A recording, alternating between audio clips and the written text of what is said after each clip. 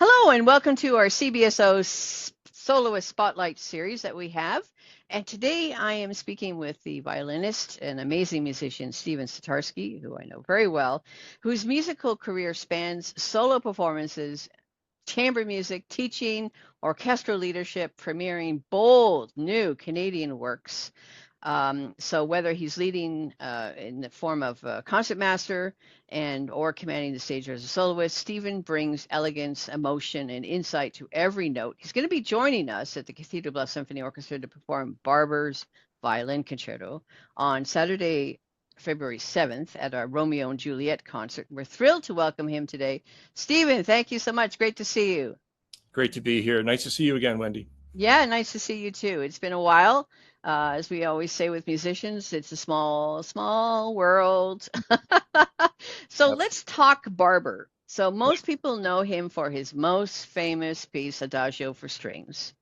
Right. But the Violin Concerto is a masterpiece in its own right.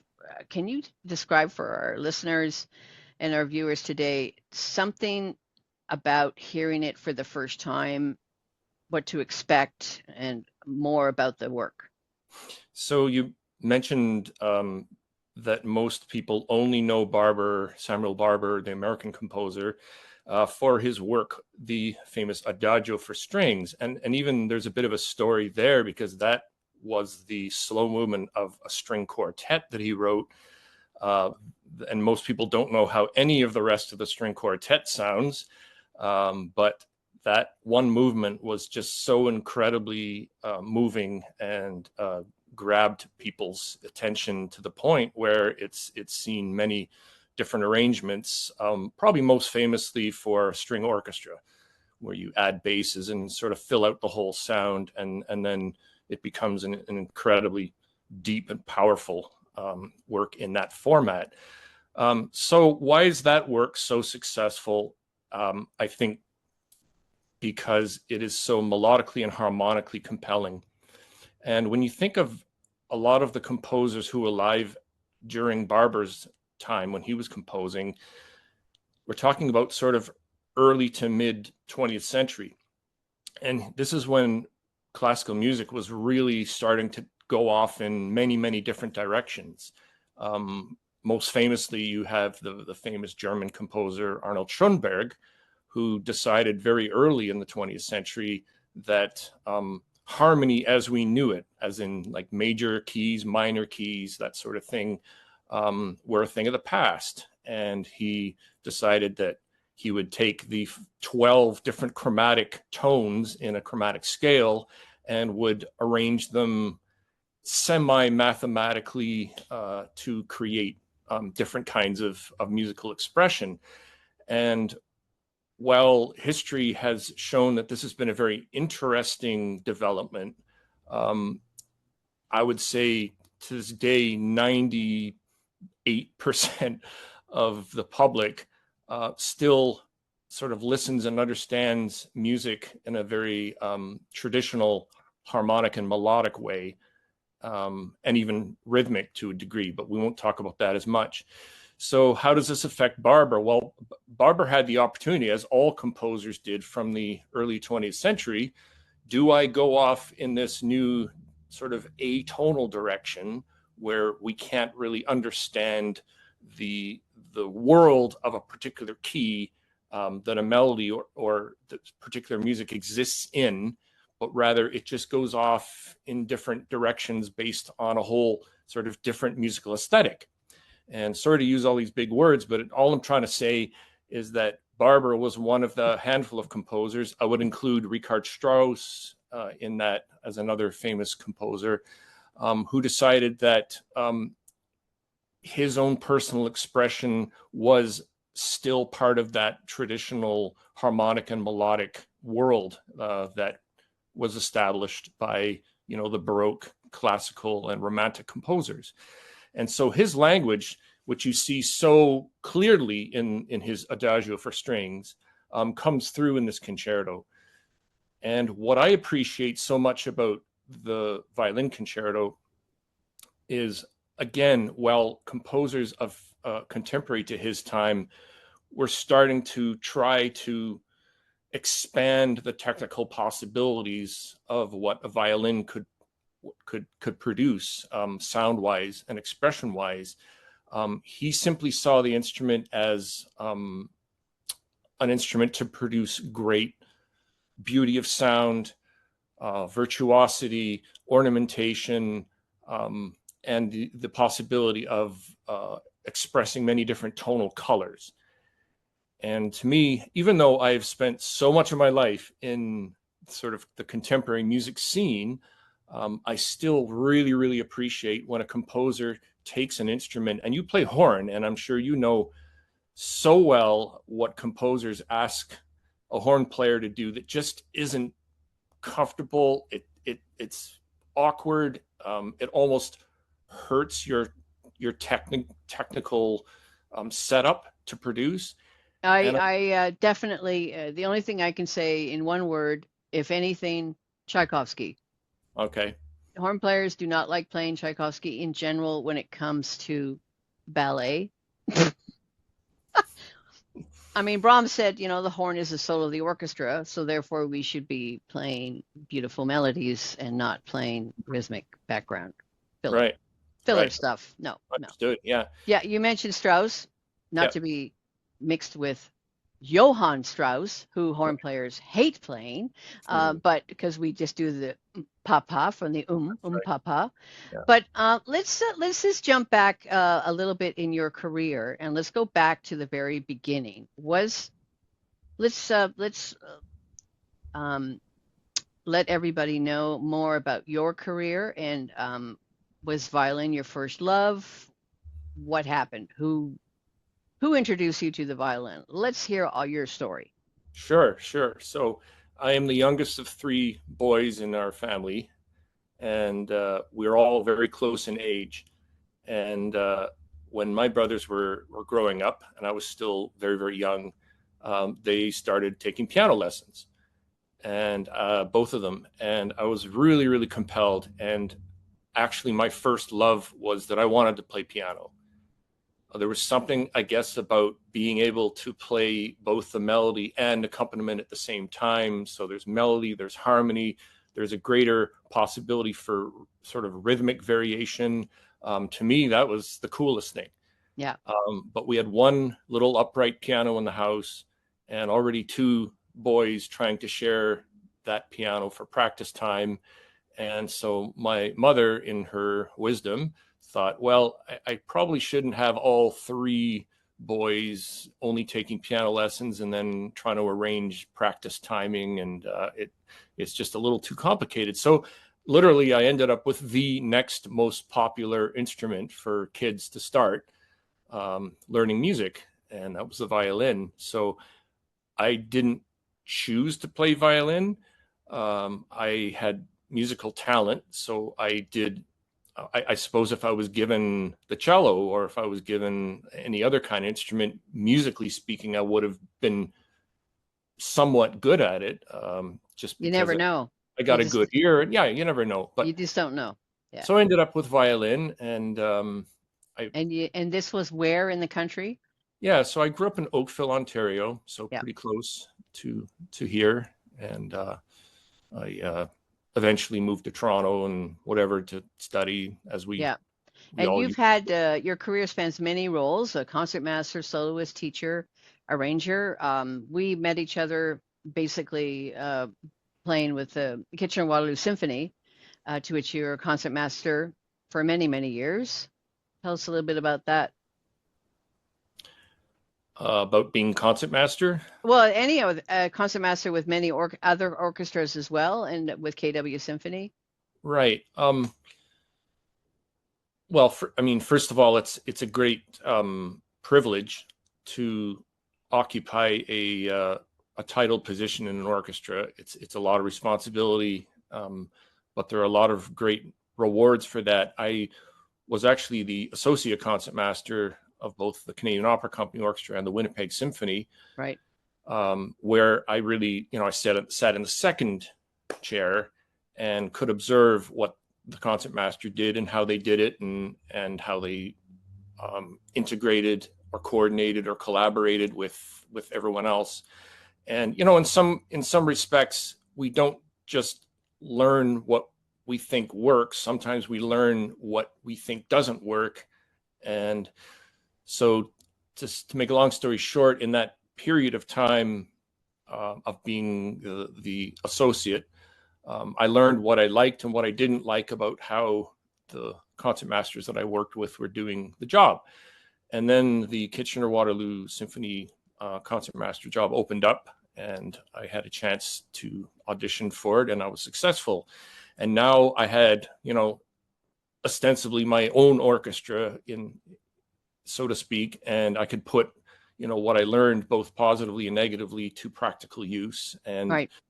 and then you learn, and you learn a lot. Yeah, that's great. And yeah, as a soloist, as a teacher, you're teaching, you have many students? Because I've had a kind of a hectic freelance existence, Right. not been able to really keep a regular private studio. Right. Suffice to say, I do a lot of coaching. I do a lot of mentoring. People come to me when they're preparing for orchestral auditions. I also do a lot of adjudicating of recitals and other sort of things. Yeah.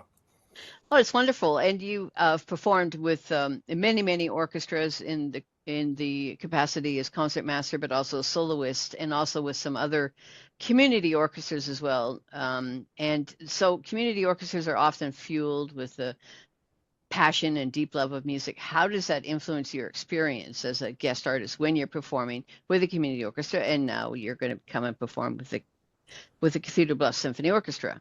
Right. Well, I have a couple of thoughts about that. The first of which is that no matter what level or circumstance, all musicians should be trying to find truth and beauty and authenticity, and connecting music between the performer and the audience. I mean, I think that just is across the board, should be the goal of every performing organization or individual. When it comes to playing with primarily community orchestras, I often talk about the word amateur and how amateur in many professions, but especially in music, has this negative connotation to it. Yeah. Oh, he's just an amateur. She's just an amateur player, and so the suggestion is that, well, you're not that good, or you're not that accomplished, or whatever. But when you actually look at the word, and the root of the word is a lover of something, right? Yep, that's what I heard. I thought it was a Right. French word, a lover of something. Yeah. Correct. Right. So when you imagine a community orchestra full of so-called amateurs, these are people who are there because they love it, not because they have to be there or they're paying the bills or whatever. They've already gone to work, and this is what they do for the love of it. Yes, and thinking, 50, not 60, 70 years ago, most orchestral players that were playing in the Toronto Symphonies, playing in the Royal Concertgebouw Orchestras of Amsterdam, did have a day job, were barbers, were butchers, were candlestick makers, and played in an orchestra as well. Were they amateurs? Yes, for the word, they were the lover of, but it's a different world now with professional orchestras. But a lot of community orchestras are full of people that are passionate about their instrument, never chose a professional route, but are just as accomplished, or they're retired professionals that still want to play, i.e. me. But it's really, really wonderful that there are so many community orchestras that are supported by the Toronto Arts Council, by Ontario Arts Council, not so much Canada Council, but yeah. So you also are a great, great lover and of contemporary music. You play with the Esprit Orchestra. Tell us a little bit about the violin concertos that you've premiered by Canadian composers like Kelly Marie Murphy and Glenn Burr. I guess that's the way you say it. Glenn Buer. Buer, yeah. So tell our audience a little bit about contemporary music for violin and the concertos. So, as I alluded to earlier, talking about the barber, as much as I play contemporary music, and I have literally been asked, certainly in my 10 years with the Esprit Orchestra, which is Canada's only fully contemporary orchestra, professional orchestra, I've been asked to do just about everything you can imagine to the instrument, with the instrument, without the instrument. And I mean,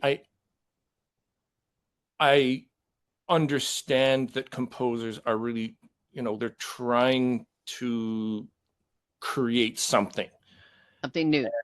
I mean, there's thousands and thousands of pieces that have been written for the violin over the hundreds of years of its existence.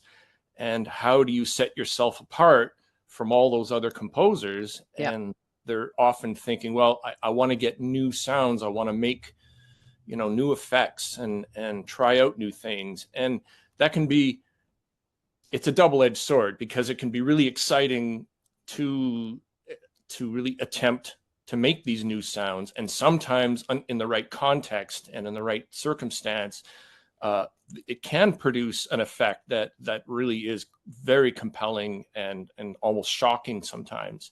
So I understand that, but on the other hand, the instrument was not designed to be played in many of these ways. So not only is it bad for the instrument, like the amount of scratches on the top of my violin from attempting to play a lot of these contemporary pieces, because you're being asked to do certain things that are just physically, literally impossible, but you try because that's your job. I've almost hurt myself in a number of cases, from odd and awkward finger sort of positionings.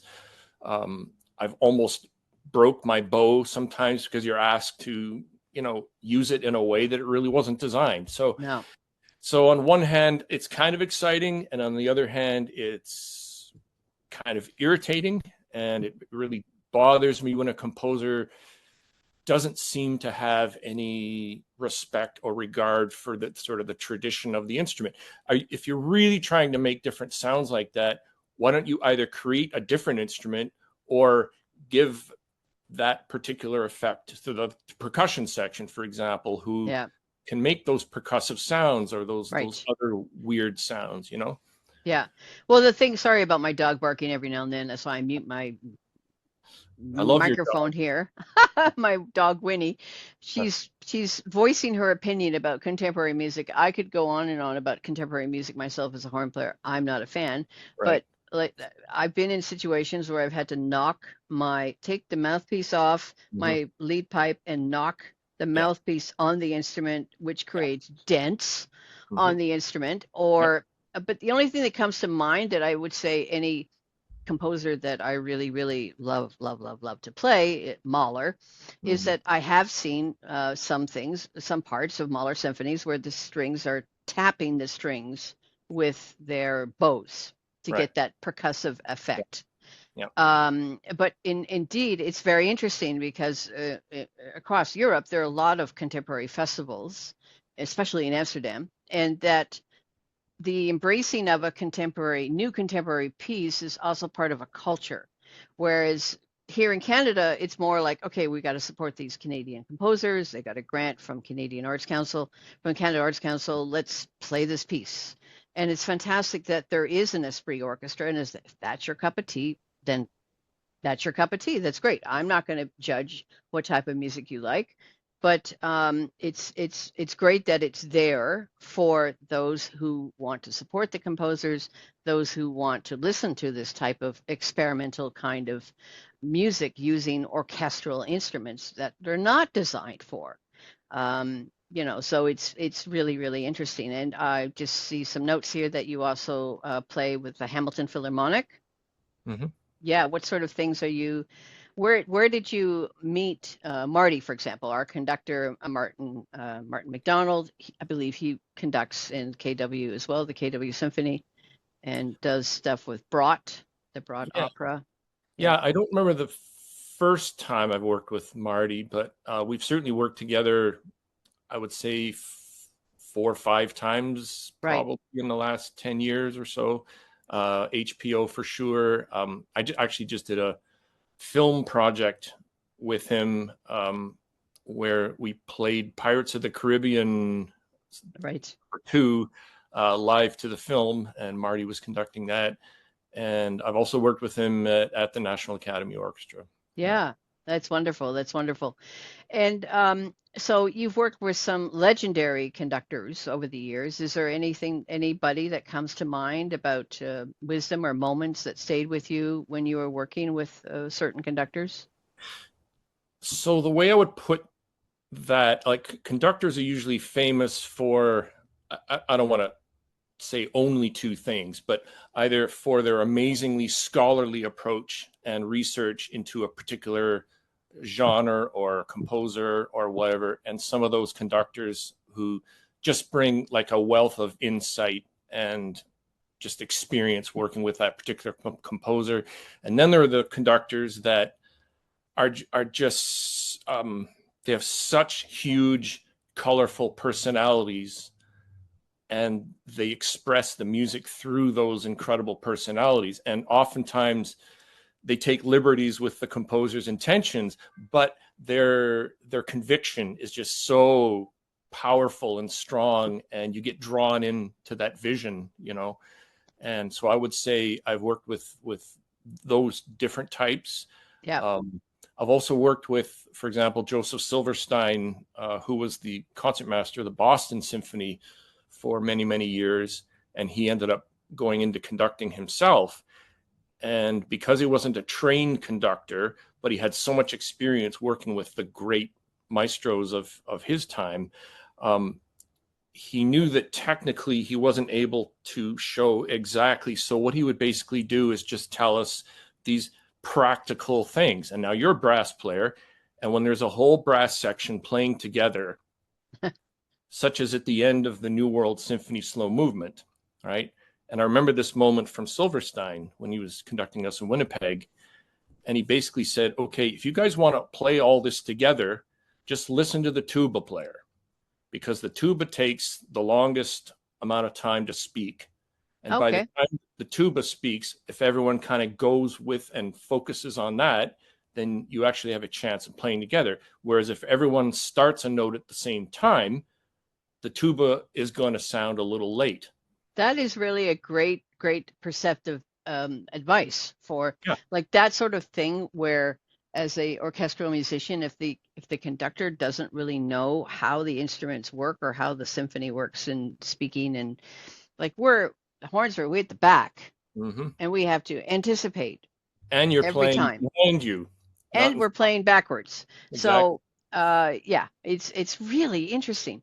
I wanted to jump into some chamber music. Chamber music near and dear to my heart, and the violin.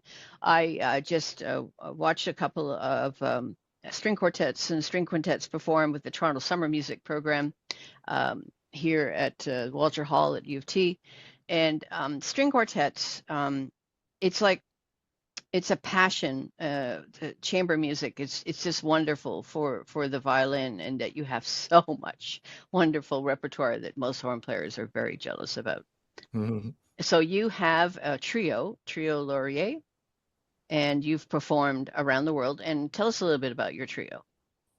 Well, actually, you're probably reading from an old bio, which is my bad, because I should get rid of the old ones. But I'm sorry. no, that's not your fault at all. It's my fault.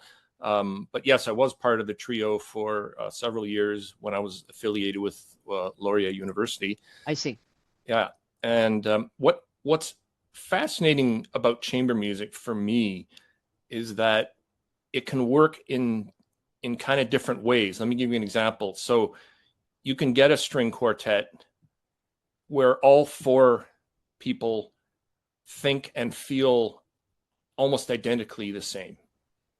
The way they approach the music, the way they express, the way they, the sound they produce is so homogeneous that it's just sort of almost a miracle to get four people to blend so naturally. And that can be an incredibly wonderful thing. In fact, for many years, there was a string quartet, I believe they're called the Ying Quartet, and they were all siblings, all of them, all four of them.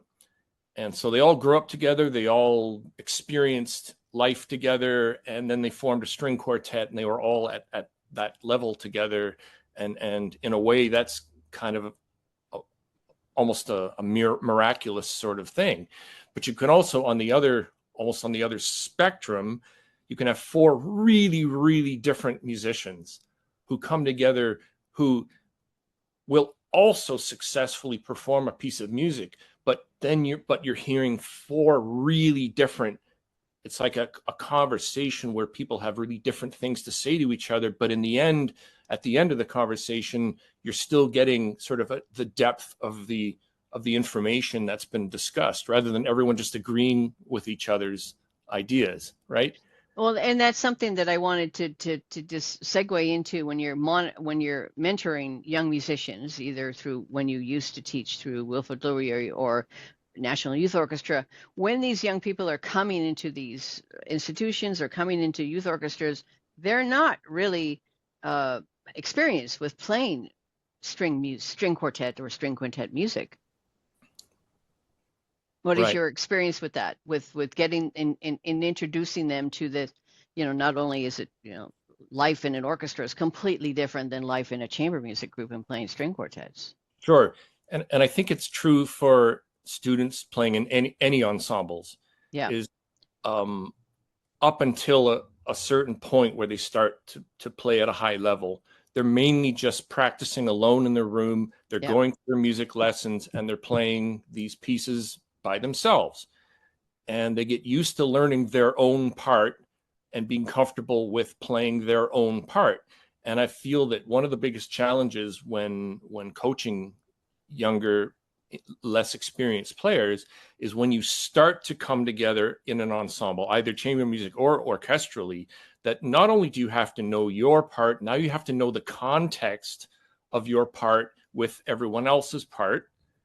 You have to know whether even though you've had to learn all the notes in all of the movements and all of the sections of the piece, now you have to realize that some of the notes you play are important or most important to the piece, and some of them are less or even not very important to the piece.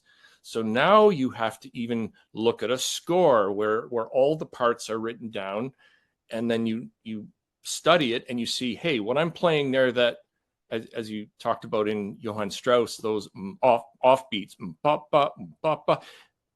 they're important to the music, but they're not important to that particular moment in the music. And Right. Whoever's playing the melody needs to have more of a prominent role at that point, right? Yeah. So teaching younger people to analyze music, and also by listening to the music and then finding out what's important, what isn't important, how to bring out a melody, how to come away if you're only accompanying someone else's melody, how to interact with other players. And that's really the glory of playing music in an ensemble, as I'm sure you'll agree, is that there is this confluence of different personality, of different level, of different understanding, and that's where everyone learns from each other, and hopefully the general effect is much greater than the sum of the parts. And also being a soloist with an orchestra, in the case where you're going to be playing the Barber in February. So you're at the front of the stage, you're the violin soloist, you're playing a small, soft, relatively soft instrument, and you're playing, being accompanied by 60 musicians. Right. And that, the to make sure you're being heard, but also knowing, oh, this is the part where I have to, pull back or pull up or slow down or go fast. In also that context. And can you, and also a second question, what's your favorite violin concerto to perform? And Sure. which one haven't you performed yet and love to perform? Well, it's a lot of information to get through. First, let's talk about being a soloist. So, because you're the soloist, most of the time, your part is the most important part. I mean, or what's the point, really, right? Right. So at that point, then it becomes an understanding between yourself, the conductor, and the musicians in the orchestra, that default position is that you should be heard and your part needs to be acknowledged, right? Now, of course, there are places in certain parts of the concerto where, like a wind or a brass instrument is given a solo, and then your solo part actually is an accompaniment. You still need to be heard, Yeah. but you also need to acknowledge that you don't have the important melody at that moment, which is why, you know, having played in orchestras and whatever, you know this well, composers put dynamics. Now, dynamics, for those who haven't studied music, are these little indicators, usually just an initial of one letter, which gives you a general idea of the volume that you should be performing at. But I find that dynamics are so misinterpreted and misunderstood because they're relative. They have to be relative. Yeah. You look at What kind of orchestra? How big is the orchestra? What's the hall like? precisely, and Yeah. you know, if you look at, and this is classic, you look at a score of a Beethoven symphony, and even though you've got, you know, from the top of the score, piccolo, you know, all through the winds, all through the brass, percussion, all through the string section, he will write forte, forte, forte, forte, forte, the F for forte, from the top to the Loud. bottom of the score. Yeah. Everyone forte. Well, if the trumpet player says, well, obviously I'm marked forte, I need to play this loudly, even if their part is not important, it's going to obliterate the instrument group that does have a melody. Yep. Right? So in that case, it's all relative. The general aesthetic of the volume of the orchestra at that moment is loud, but the conductor then needs to be a bit of a traffic cop and say, okay, the melody really is in the clarinet part here, and everyone else, you know, needs to be relative to that. That's Right. That's right. And So and also, I just realized I recently saw a fantastic documentary on Beethoven, and what I didn't know, first of all, Beethoven was the first composer to use a metronome. He used metronomes because he wanted to make sure that his tempo markings were being actually accurate, but also because most of his music career, he basically composed as he was deaf and or almost deaf. And what I didn't know is that a lot of the premieres of the symphonies were performed in very small rooms. So it was a very, very like a 60-piece orchestra in a really small room so he could hear it. And that I found fascinating as well. Sorry about my dog barking once again. Tell us a little bit about some of your favorite solo works to perform concertos, violin concertos. right. Probably the default answer I would give, and have just been talking about Beethoven, is probably the Beethoven concerto. It's a massive piece. It's 40 odd minutes from beginning to end. Yeah. It has massive orchestral, what we call tuttis, or sections where the orchestra is playing alone without the violin solo. It's incredibly lyrical. It has depths. The slow movement has such a tenderness to it and a vulnerability to it. And then the last movement is just so playful and joyful and exciting. And to me, Beethoven is maybe the greatest of all composers, which is, of course, an impossible statement to make about any composer. Mm. But it's just, with Beethoven, like, the greatness is there in almost all of his music. Like, the consistency of greatness throughout his music is really quite astonishing. Yep. From Opus 1 all the way to the very end. But also you can see the struggle. Mm. When you look at his handwritten scores and the scribbles and the scratching out and him getting into all these arguments with publishers because they didn't interpret this little scratch he made, you know, which he said, well, it was obvious what I meant. And they're like, well, no, it wasn't obvious. No. But yeah, you see that incredible struggle. And yet what he produced is just, you know, beyond our comprehension. And interesting to also note that not all famous composers have even written a violin concerto. Like, I cannot, maybe I'm wrong, but I don't know if Mahler wrote a violin concerto. No. He did not. No. And So it's interesting that with some composers you do have like famous repertoire, string repertoire, orchestral repertoire, maybe one or two operas, maybe some violin concertos, but some none. And that's really interesting as well. Like why? Why didn't Mahler write a violin concerto? Who knows? We can't ask him. So what are some exciting projects or that are going to be coming up in the horizon for you? Um, listen, if there was something that was, mind-blowingly exciting, I would certainly list it. But I have to say, I feel really fortunate. I've lived a life and had a career where I've had so many opportunities. I've worked with so many great musicians. I've played so much great music that literally every year I'm continually expanded and excited to perform all sorts of different things. I think that even the simplest opportunities you can see them as ways of expanding and exploring your musical depth. Yeah.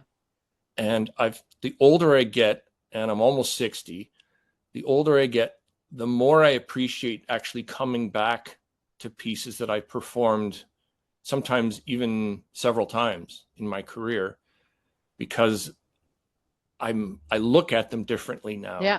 I Yeah. see and hear different things in them now. Yeah. Whereas when I was younger, I was much more focused on sort of conquering the technical, challenges and Yeah. whatever. And now I'm really looking at, oh gosh, when the violins have this passage, I'm now hearing what the bassoon is playing there, and it's really exciting because I never paid attention before. I Right. didn't notice it before, and just those moments which are seeming to increase. And you think the more you play a piece of music, the less you would be interested in or that you'd notice. And I find it's the opposite for me. That's So it's interesting. You keep on growing, you keep on listening to it. Like when you haven't heard a symphony in a long time, you're like, oh God, that's oh my gosh, that's beautiful. I haven't heard that for a long time.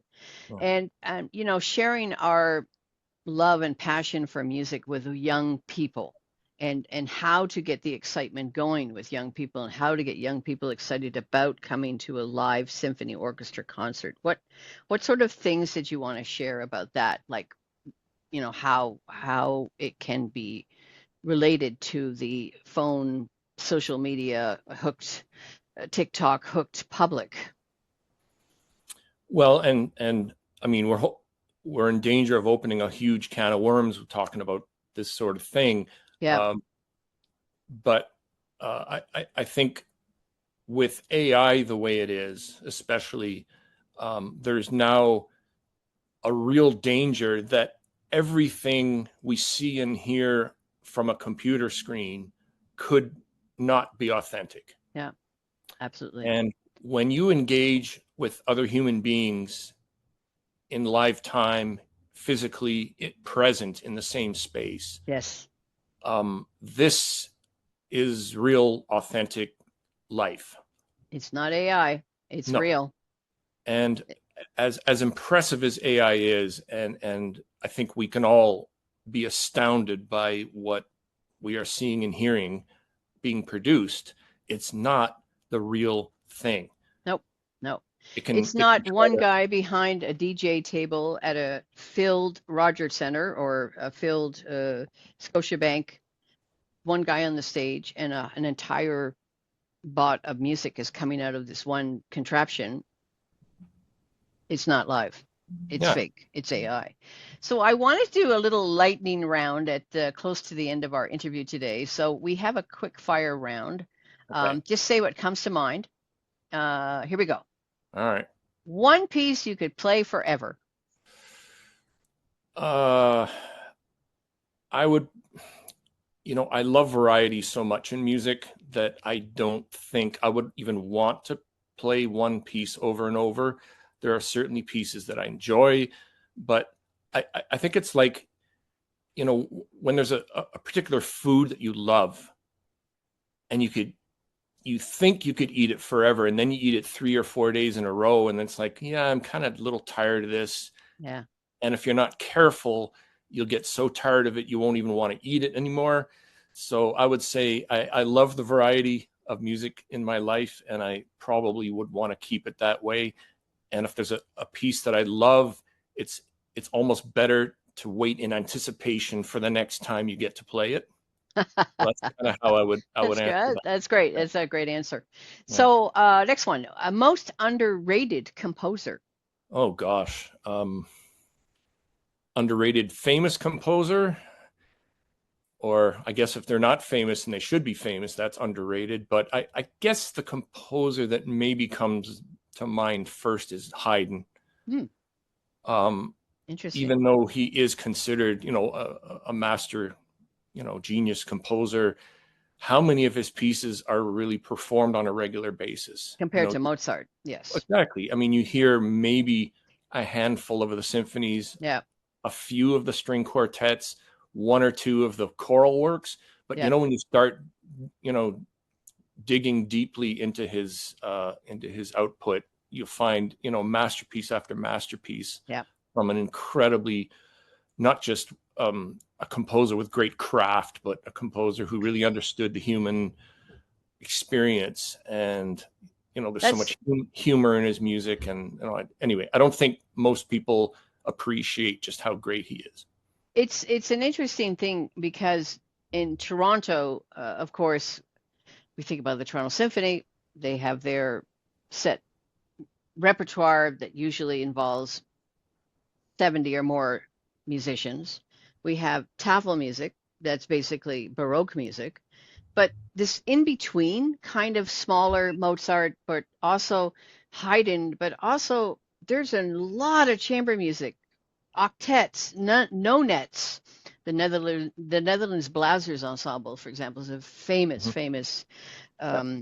ensemble in Holland where you do hear Dvorak octet, or you do hear Strauss nonettes and things like that. It's not performed very often because, well, can't put bums in seats. You can't. It's too expensive, right? Yeah. Yeah. Sorry, I just had to throw that in there. What a dream musical collaboration? Interesting. So, who would you like to work with? So, I mean, an easy answer would be like every great living musician who's available, and I'm sure I would enjoy and learn from Yeah. work with all those people. But in a practical sense, I think in some ways I've already experienced that kind of thing in performing so often with the Art of Time Ensemble, Oh, which yeah. unfortunately doesn't exist in its in the format that it had been.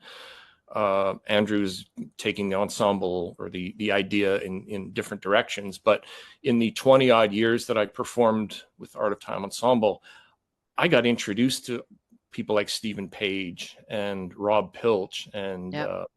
some of these iconic pop, jazz, folk artists who are every bit as accomplished and every great bit as great performers as any of the classical musicians that I work with. Right. And I felt that probably more than anything, I've learned more about music and more about performing and connecting with an audience from these incredible performers. Yeah. So I'm disappointed that the Art of Time Ensemble doesn't exist in the way that it used to. Right. But that's kind of, I think I've already had the privilege Yeah. of these collaborations. Yeah. So, if you weren't a violinist, what would you be doing? Ooh. That's a Uh, really hard question. I wouldn't even know how to answer that. you know, as you know well, and all of our classical music colleagues, to be a successful classical music performer at a high professional level, you literally have to throw almost Everything. everything you've got into it. Yeah. And you can't even almost entertain what else, because it has to be this. I have to Yeah. do this and I have to do Yeah. it well. And Yep. I The agree. stress, as you know, the stress and the pressure of maintaining a certain standard of professional playing is almost impossible, you know. The older you get, the harder it is. Yeah, well, easier in some ways and difficult in other ways. Yep. So yeah. But Yeah. in terms of So what else what, I would do, that's tough. yeah. And what would your best post-concert indulgence be? Well, post-concert indulgence. I guess it depends on the circumstances, but I really enjoy having a good glass of wine and, you know, having some good food to go with it. So I'm sorry to sound boring, but it's probably what 95% of musicians would say. That's right. Go out after, have a nice drink with some friends and have a Relax. little bite to eat, and just because, you know, the amount of times I've come home directly following a big concert, I can't go to bed. I can't get to sleep. I Nope. mean, it's hours before, you know, that level of energy subsides. Yeah. And You're full of dopamine. You're full of wow, I wish I could have done that, or wow, that went well, or yeah, the it's adrenaline, and yeah, yeah. it's really, really hard to come down. And I have one more question that I just thought I'd throw in there because I think it's a fun question to ask. Who would you want to sit down and have dinner with, living or dead? Anybody. Anybody, living or dead, a Wow. musician, a composer, a whoever, living or dead, and why? Oh, well, I would really have to think about a non-musical person, um, just because there's such a wide array. But again, we've been talking so much about Beethoven and that fiery character and that sense of you know, justice for all humanity, and he was against Napoleon becoming emperor, and just that um, I lost fervent. your video feed for some reason. I don't know why. Anyway, I can't Oh, see you anymore. oh, Something happened to the camera. oh, The camera turned off on your end. I don't know why. am I back? Please start my mini cam. I can edit this part out, by the way, but Yeah, please do. I don't see you. I don't see you at all. Please start mini cam. So there's Oh, something about the that's video some other, source. that's some other app that got launched that I've tried to erase, and it keeps coming back. Uh-oh. Yeah. Go to the settings at the bottom, the audio settings things, and you want to click on video and see if it still says the video you want in the drop down. There There we you go. go. Yeah, Yeah. got it. Okay. Great. Okay. We're back. Okay. Well, I'll ask that question, the last question again, Sure. because it was technical difficulties. Indeed. Stand by. We had technical Uh, difficulties. Um, yeah. So my last question was, if you could sit down with any musician, composer, author, whatever, who would you like to sit down, dead or alive, and have a dinner with? well, of course, that's a loaded question.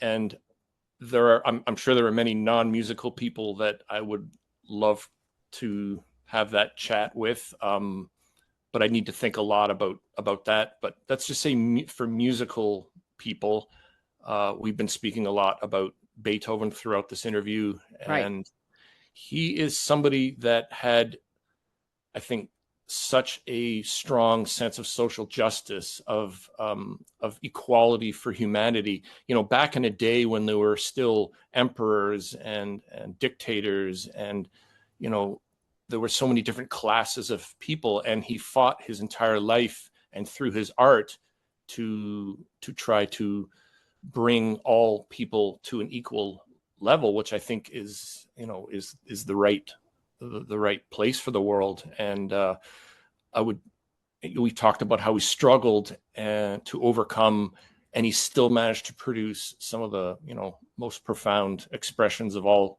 human art. And so I would just love to get a sense of, you know, what's going on in his head and his heart and his soul, you Yeah. know, as to It's where it's coming from, you know, because it's remarkable. It is remarkable, and so many composers like Barber, and with his violin concerto, we come back in full circle here that you're going to be performing the Barber violin concerto on Saturday, February 7th with us. And it's been so wonderful talking to you today about all these great musical ideas and experiences, and we're excited to hear your performance of the Barber Violin Concerto, and it's great. You have a website that people can find out more about what you're up to. I do. You can just type my name in Google and I'm sure it'll pop up. I Yeah, haven't updated it in a while, so you won't get a lot of current information, but you get some background. StephenSitarski.com. Yeah. Yeah,